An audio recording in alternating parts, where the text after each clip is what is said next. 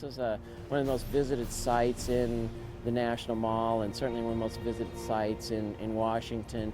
And even people who don't have a direct connection to Vietnam still are, as they reach their hands across the words, are deeply moved by the experience.